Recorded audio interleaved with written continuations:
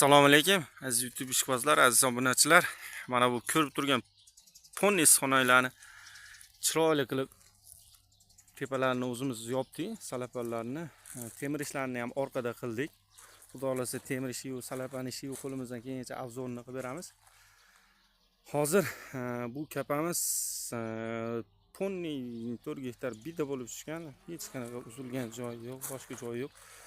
Uzunligi ponni 250 metr, eniga har bitta kapamiz 7 metr, stokasini balandligi bu oldi tomoni suv mashaqqa oqib keladi. 3,5 metr yerdan 3,5 metr qolgan. Eng baland joylari 4 metr qolgan. 150 metr joyi, 120 metr, 130 metr joyi bu yoqqa keladi, qolgani esa nari tomonga keladi.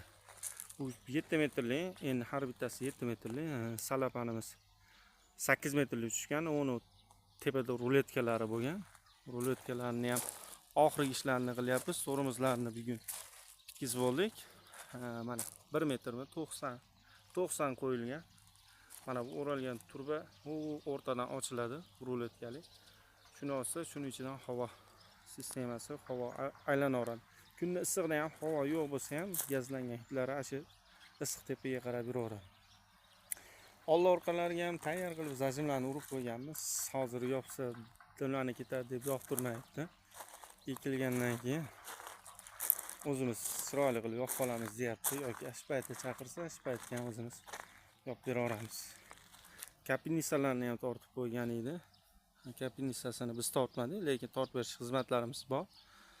Chunki sabab 4 gektar shashilinch holat ulgurmadik. Bo'lmasa u yog'ini ham o'zimiz qilib berasdik.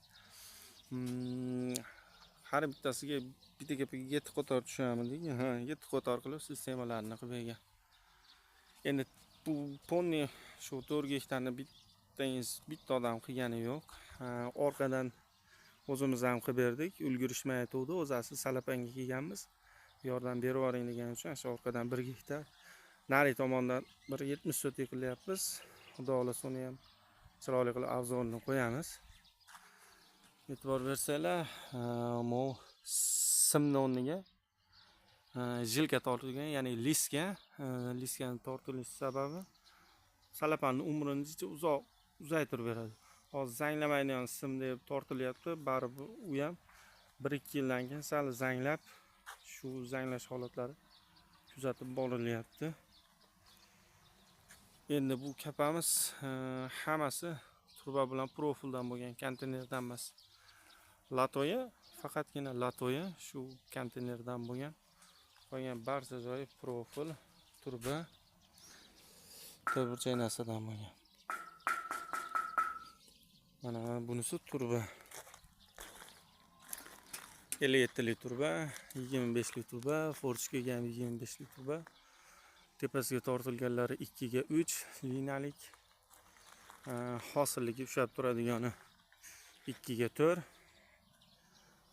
Stenkasi yo 1,5 yoki 1,7 adashmasa. 1,7.